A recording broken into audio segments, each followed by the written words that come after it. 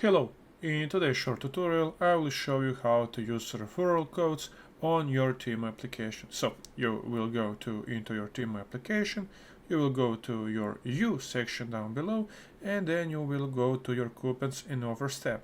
When you click it, when it opens, you will enter your referral code into the enter coupon code. Yes, you will your referral code enter here, and when you apply it, you will have used your referral code for everything that you want when you choose it, of course. So guys, this is how you quickly and easily use your referral code in your Temu app. So if you enjoyed this very quick information and tutorial video, I hope you leave a like and subscribe if you need any other videos. So I hope I see you in the next one. Bye.